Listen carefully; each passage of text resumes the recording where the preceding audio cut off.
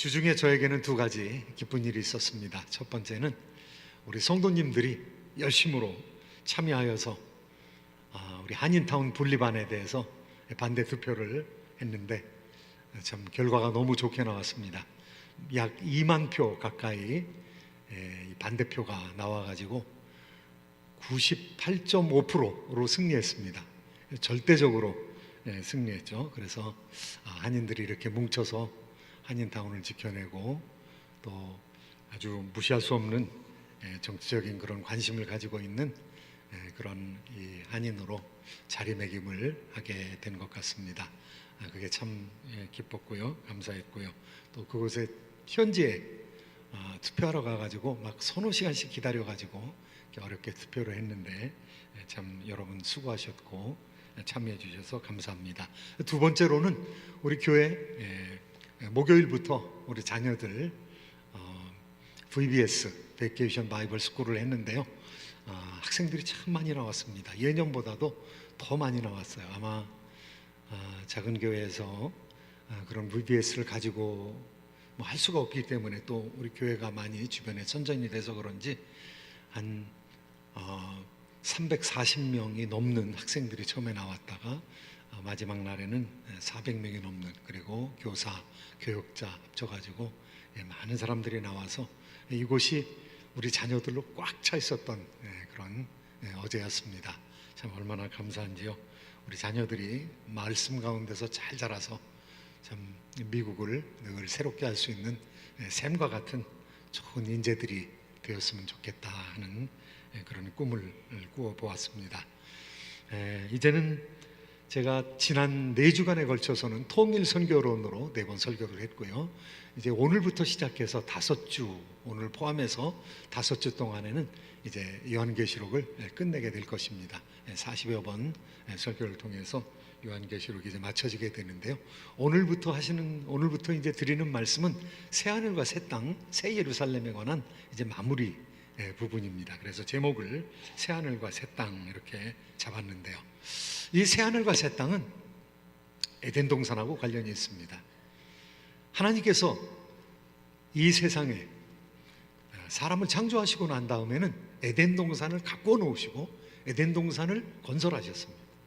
특별히 에덴 동산을 건설하셔서 사람을 그곳에, 아담과 이브를 그곳에 두었다고 얘기하고 있습니다. 그런데 거기서 죄를 짓는 일 때문에 거기서 쫓겨나오게 되었습니다. 그래서 에덴의 동편으로 쫓겨나왔습니다. 에덴의 동편으로 쫓겨나와서 행복을 추구하면서 살았는데 행복하지를 못했습니다. 왜냐하면 아들이 둘이 태어났는데 뭐 더 많은 아들을 낳았을 겁니다. 더 많은 딸들을 낳았을 겁니다. 그런데 가인과 아벨 가운데서 한 대째 내려가서 살인사건이 일어났습니다.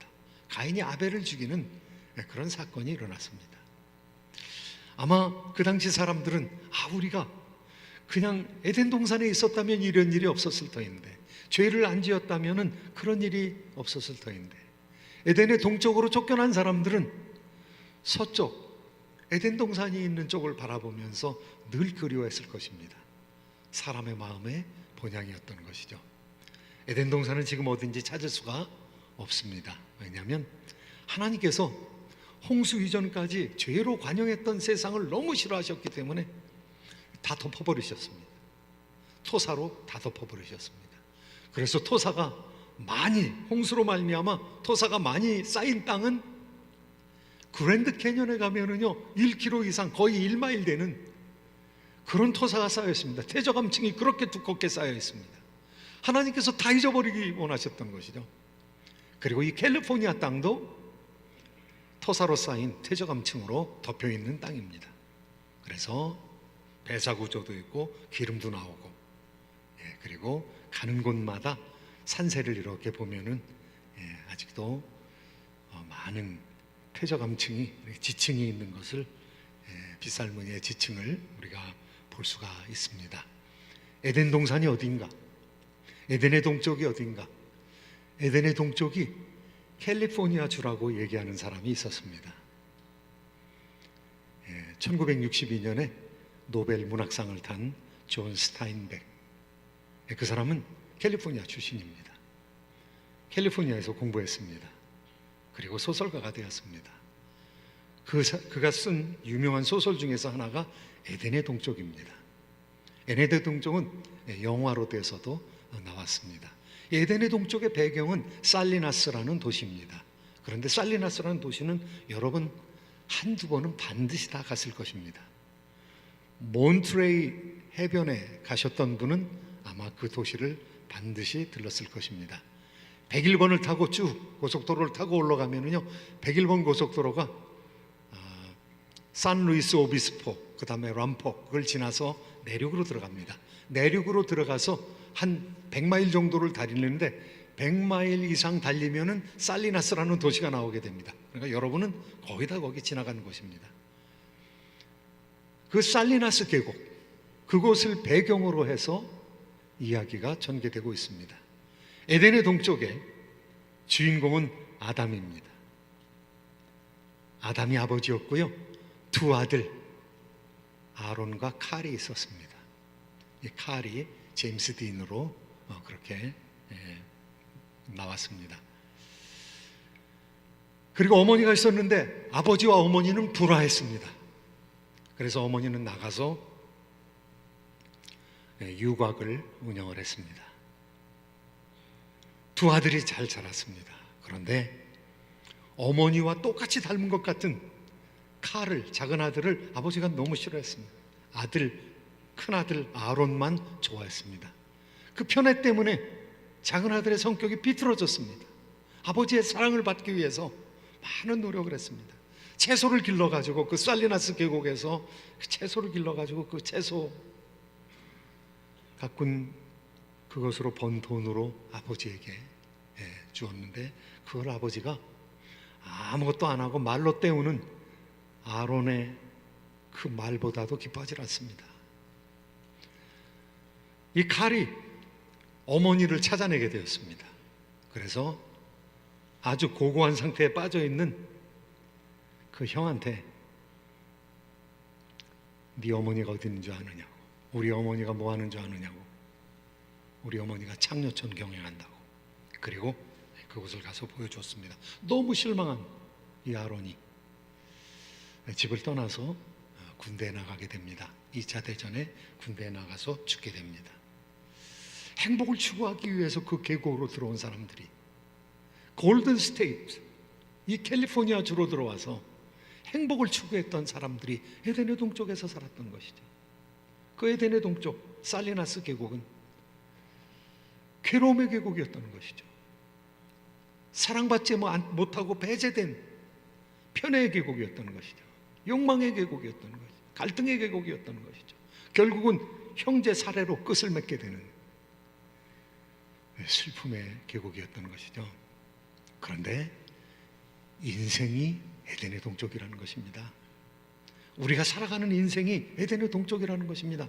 사람들이 다 행복하기 위해서 살아가지만 행복을 찾는 사람은 그렇게 많지 않습니다. 행복을 찾은 사람은 그렇게 많지 않습니다.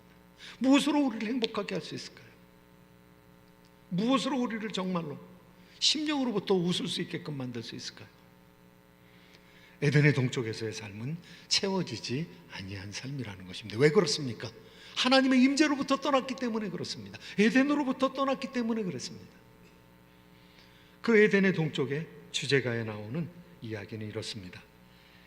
에덴의 동산은 저물어 가는구나. 봄빛을 잃고서 저물어 가는구나. 낙원에 맺혔던 꽃송이 피지 않고서 지다니 서로 말하라. 마음과 마음 속에 행복의 노래 부를 날 있으리라. 에덴의 동쪽에 사는 사람들은 태양이 질 때 서편을 바라보면서 에덴 동산을 그리워하는 것이죠. 그런데 어디 가서 에덴을 찾을 수 있는지 알 수가 없다는 것입니다.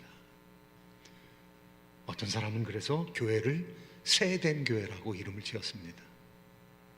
또 비슷한 언어로 어떤 사람들은 정당을 만들면서 정당의 이름을 새누리당이라고 지었습니다. 그런데 국민에게 즐거움은 못 준 것 같습니다. 어떤 이단은 신천지라고 그렇게 이름을 지었습니다. 사람들은 행복 찾고 있습니다. 그리고 에덴을 찾고 있는 것이죠. 그런데 에덴은 땅속에 묻혀 있고 에덴은 어디에서도 발견되지 않고 있습니다. 과연 어디로 가면 에덴을 발견할 수 있을까요?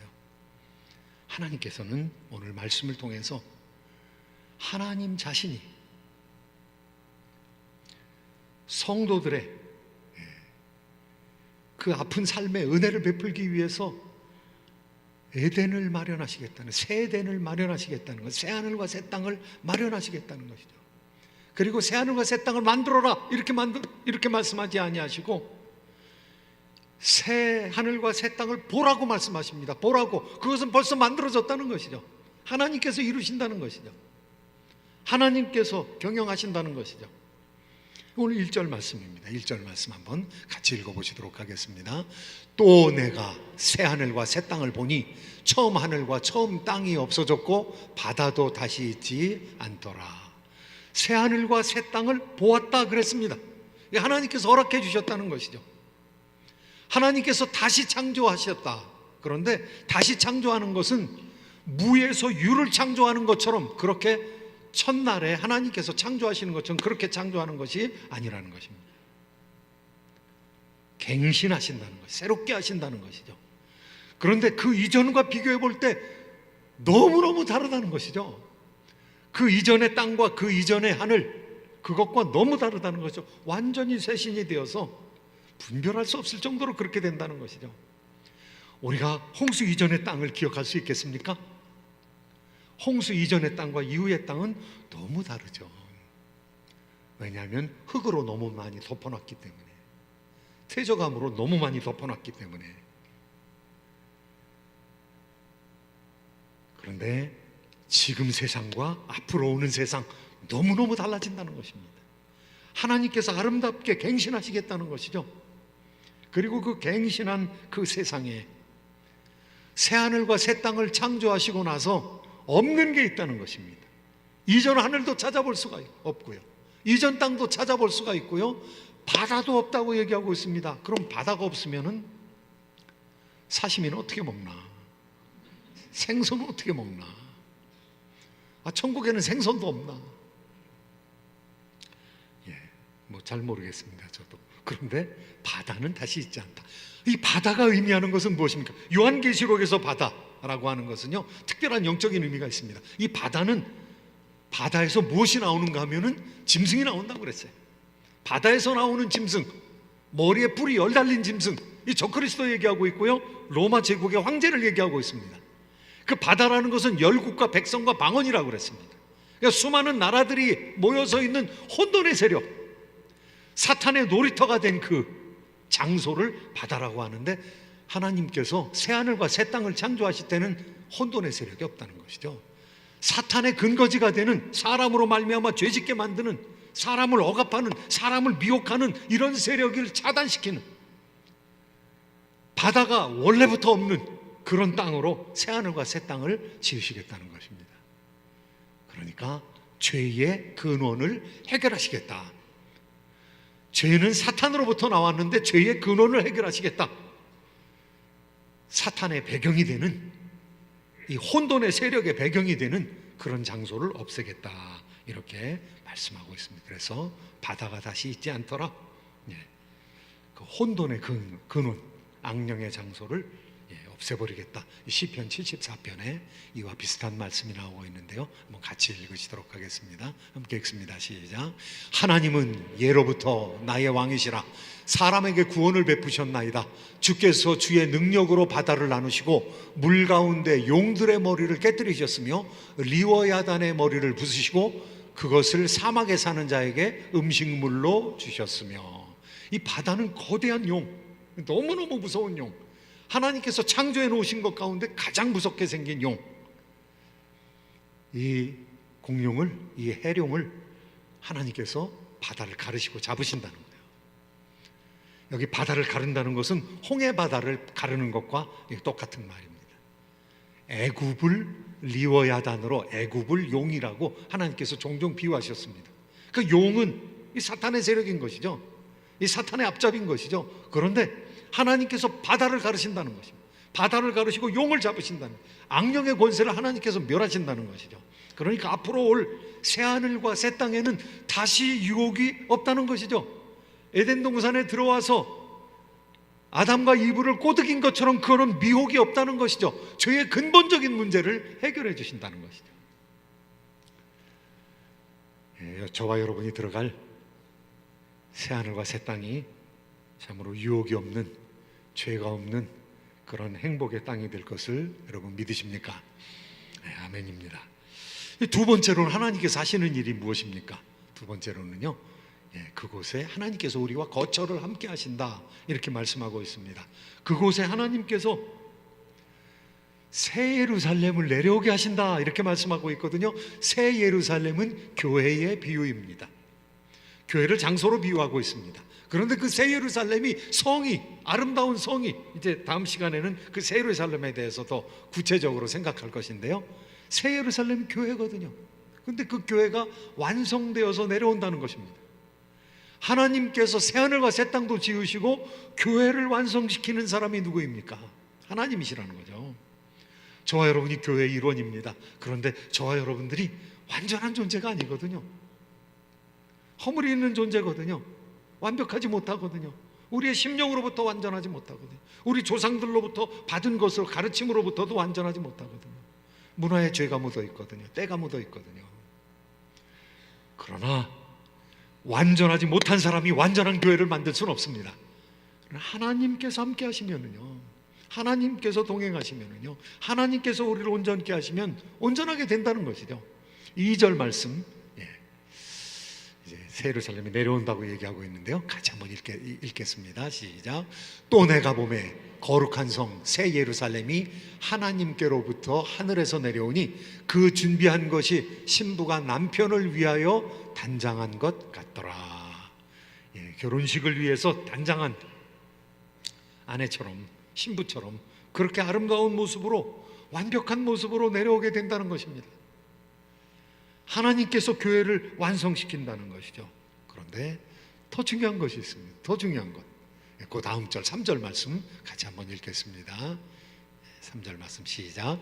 내가 들으니 보좌에서 큰 음성이 나서 이르되 보라, 하나님의 장막이 사람들과 함께 있음에 하나님이 그들과 함께 계시리니 그들은 하나님의 백성이 되고 하나님은 친히 그들과 함께 계셔서. 하나님께서 함께 하신다는 거예요. 하나님께서 하나님 백성들과 같이 하신다는 거예요. 지금까지 문제가 무엇이었습니까? 우리가 에덴을 떠난 것이 문제거든요. 에덴에 하나님께서 계셨거든요. 그 에덴이 기쁨의 동산이었거든요. 에덴이 기쁨이거든요.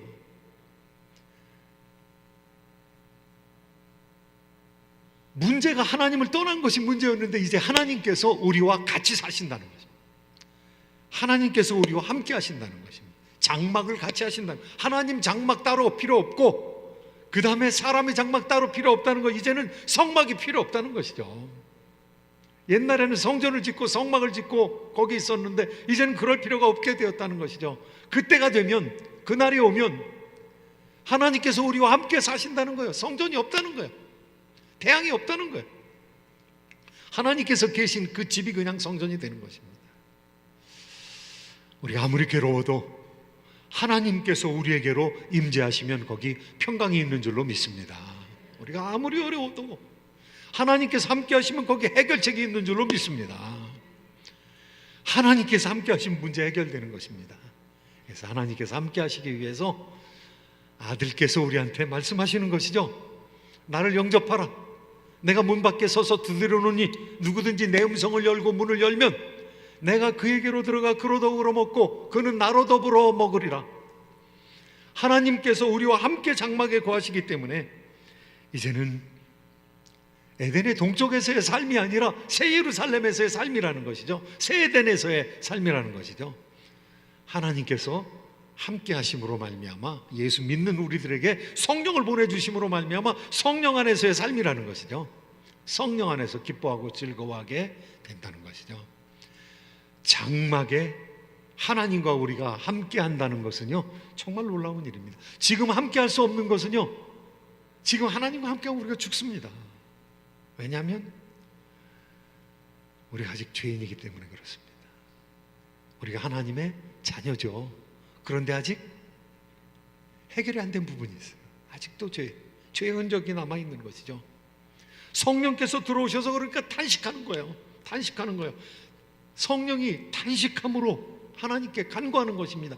온전히 회복시켜 주시옵소서. 빨리 회복시켜 주시옵소서. 성령께서도 대단하신 거죠.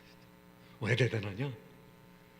진흙으로 빚어지고 아직도 공사 중인 우리의 심령 가운데 들어오셔서 계속 공사를 진행하고 계시니까요. 여러분, 공사하고 있는 집에서 살아보셨습니까? 공사하는 동네에서 여러분 살아보셨습니까? 얼마나 불편합니까? 그런데 성령께서 떠나시지 않는 것이죠. 계속 작업하시는 것이죠. 계속 변화시키는 것이죠. 그런데 하나님께서 우리와 거처를 함께 하신다, 삼위 하나님께서 함께 하신다는 것은요, 이게 죄가 물러갔다, 이 죄가 없어졌다는 것입니다. 이제 다시 죄를 질 수가 없다는 것이죠. 죄를 못 짓는 상태가 온다는 것이죠. 천사들과 같은 상태가 온다는 것이죠. 유혹에 빠지지 않는 상태가 온다는 것이죠. 유혹의 근원인 바다를 하나님께서 없애버리셨고, 그리고 이제 하나님께서 함께 하심으로 말미암아 충만한 하나님의 은혜 가운데서 우리가 죄짓지 않고 살아가는 그 상황이 된다는 것이죠. 그러면서 경고로 이런 사람들은 새 예루살렘에 못 들어온다. 그러니까 너희들이 살아가면서 이런 열매를 맺는지 안 맺는지 다시 한번 너희들을 점검하도록 하라. 8절 말씀입니다. 8절 말씀 같이 한번 읽으시도록 하겠습니다. 시작. 그러나 두려워하는 자들과 믿지 않는 자들과 흉악한 자들과 살인자들과 음행하는 자들과 점술자들과 우상숭배자들과 거짓말하는 모든 자들은 불과 유황으로 타는 못에 던져지리니 이것이 둘째 사망이라. 이런 사람들, 못 들어오는 사람, 불못으로 들어가는 사람이에요. 짐승이 들어간 그곳에, 땅에서 올라온 짐승, 바다에서 올라온 짐승, 그 다음에 용, 이 옛 뱀, 사탄, 이런 악령들이 들어가는 곳에 너희들 들어가서 안 된다는 것입니다. 그런데 불못에 들어가는 사람들, 여기 못 들어오는 사람들, 새하늘과 새 땅에 못 들어오는 사람들, 새 예루살렘에 못 들어오는 사람들이 있는데 이런 사람들이다. 적시하고 있습니다. 여기 두려워하는 자들과 믿지 아니하는 자들, 이거 같이 놓았을까요? 두려워하는 자, 믿지 아니하는 자, 이게 같은 거라는 겁니다. 그 당시에 믿는다는 것은요, 두려운 일이었습니다. 왜냐하면 황제가 버티고 있거든요. 황제가 칼에 권세를 가지고 사람들을 억압하고 있거든요. 그러니까 황제가 두려우면요, 믿을 수가 없는 거예요. 그런데 정말 두려우신 분이 누구십니까? 하나님이 두려우신 분이시죠. 황제는 우리의 육체만 쪼갤 수 있습니다. 그런데 하나님은 어떤 분이십니까? 육체와 함께 우리 영혼을 영벌에 처하시는 그런 두려우신 하나님이신 거죠. 영혼과 육체를 다스리시고 심판하실 분이라는 것이죠. 그러니까 황제가 두려우면 못 믿는 겁니다. 이 세상이 두려우면 못 믿는 겁니다. 이 세상이 너무 좋으면 못 믿는 겁니다. 두려워하는 자는, 믿지 않는 자는 못 들어온다, 이렇게 말씀하고 있고요. 여기 또 세 가지가 계속되고 있는데요. 음행하는 자들과 또 뭡니까? 점술하는 사람들과 우상숭배하는 사람들 못 들어온다. 이것은 순교를 버린 것입니다. 육적인 순교를 버린 것이고요, 영적인 순교를 버린 것입니다. 그런데 옛날에는요, 우상한테 경배하는 것이 바람피는 거였습니다. 우상한테 경배하는 것이 거기 들어가서 진탕 술 마시고 거기 성전에 있는 창녀들하고 관계하는 것이었으니까요. 그러니까 음행하는 것이나 점술이나 우상숭배는 이게 다 하나로 세트, 종합선물, 죄의 종합선물 세트입니다. 이렇게 사람들이 타락했던 것입니다. 거짓말을 하는 자는 못 들어간다. 거짓말하는 자는 물론 이단입니다. 거짓말하니까요. 끝이 다르니까요. 그런데 거짓말하는 자는 자기 신앙 고백과 삶이 다른 겁니다. 신앙 고백하는 대로 삶이 따라가지질 못하는 거예요. 따라가려고 하지도 않는 것이죠. 그런 경우에는 못 들어온다. 거짓말하는 자는 못 들어온다. 우리의 신앙의 고백과 삶의 열매가 다른 경우는 못 들어온다는 것입니다. 그러나 들어오는 사람들은 결코 죄에 다시 빠지지 않게 된다는 두 가지를 하나님께서 정리해 주셨습니다. 죄의 근원된 바다를 정리해 주셨습니다. 그리고 하나님 거처를 함께 하셨다는 것은 죄의 문제가 이제 해결됐다는 것이죠. 그리고 씨름하고 있는 사람들, 어려워하고 있는 사람들, 하나님 백성들이 지금 전투적인 그런 삶을 살아가고 있는데 그 전투적인 삶을 살아가는 하나님의 백성들을 향해서 세 번째로 뭐라고 말씀하시는가 하면은 그들의 눈물을 씻어줄 것이다 이렇게 말씀하십니다. 세 번째 대지는요, 눈물을 닦아주신다는 거예요. 그런데 눈물이 왜 있습니까? 물론 많은 경우 때문에 우리가 눈물을 흘립니다. 가정의 문제가 생겨서, 자녀의 문제가 생겨서, 그리고 우리가 사랑하는 사람들이 병에 걸려서, 사랑하는 사람이 병을 앓다가 죽는다 그러면 눈물을 흘리지 않을 수가 없는 것이죠. 그런데 하나님께서 눈물을 씻어주신대. 우리의 눈물을 씻어주신대. 여러분 평생에 여러분의 눈물을 씻어준 사람이 있습니까? 눈물을 씻어준 사람 기억나는 경우가 있습니다. 다른 사람 눈물 씻어주는 건 정말 힘든 일입니다. 평생을 생각하면요, 눈물 씻어준 사람 많지 않습니다. 그런데 하나님께서 눈물을 씻어주시겠다 이렇게 말씀하고 있는 것이죠. 성경을 바라보면서 저한테 눈물을 씻어준 사람, 정말 눈물을 씻어준 사람이 누군가 생각하니까 제가 어머니일 줄 알았는데 어머니를 곰곰이 생각해봐도 어머니가 제 눈물 닦아준 적은 없으시더라고요. 할머니가 제 눈물 닦아주시더라고요. 어머니는 눈물을 흘리게 했더라고요. 왜냐하면 어머니가 쌀이까지로 저를 때렸으니까 정신 차리라고. 어머니한테 제가 꽤 많이 맞았습니다. 어려서는 에너지를 주태를 못해가지고 별일을 다 하니까 맞아도 싸죠. 지금 생각하면 맞아도 싼데, 그런데 할머니가 눈물을 씻어주셨어요. 맞다가 할머니가 있으면 할머니 치마폭으로 도망치는 거죠. 그러면 할머니가 손으로 이렇게 감싸주시죠. 우리 도련님 왜 그렇게 됐어? 그러면서 저보고서 도련님이래. 얼마나 기분이 좋은지. 눈물을 씻어주시고, 어머니가 쫓아와가지고 때리려고 그러면은 이렇게 막고 있으니까 시어머니가 이렇게 하고 있는데 며느리가 누가 감히 때리겠습니까? 그래서 때리려고 그러면 얘 나를 죽여라. 든든한 우군이 있는 거죠 저는. 할머니가 눈물에 그냥 사랑이 많으셨던 할머니. 그래서 참 할머니 할아버지가 되어서 손자를 돌봐준다면은 그 손자들은 참 복받은 사람이다라는 생각이 듭니다. 하나님께서 우리의 눈물을 닦아주신다는 거예요. 하나님께서 우리의 눈물 흘린 거 이해하시고, 야 내가 안다. 그런데 여기 더 깊은 의미가 있습니다. 여기 눈물이라는 것이 뭐 때문에 흘리는 눈물이냐? 여기 본문을 읽어보시면요, 그 눈물이 흘리게 된 이유가 있어요. 죄의 삭은 사망이라고 그랬습니다. 죄 때문에 사망이 왔어요. 그런데 사망의 증상들이 지금 우리 삶 가운데 막 널려 있는 거죠. 병 걸려가지고 그 병으로 막 신음하고 간신히 낫는 경우도 있고 다시 건강을 완전히 되찾는 경우도 있고요. 그리고 그 죽음의 증상, 그 병을 이기질 못해가지고 돌아가시는 경우가 있거든요. 그럼 돌아가시면 어떻습니까? 이 눈물을 흘리지 않을 수가 없는 것이죠. 가장 슬픈 눈물, 사랑하는 사람을 잃어버렸을 때 가장 많이 우는 거 아니겠습니까? 제가 어른들이 돌아가셨을 때 울은 것은 제가 할머니 돌아가셨을 때 제일 많이 울었던 것 같습니다. 제일 많이 땅을 치면서, 고등학교 때인데 땅을 치면서 아무튼 울었으니까요.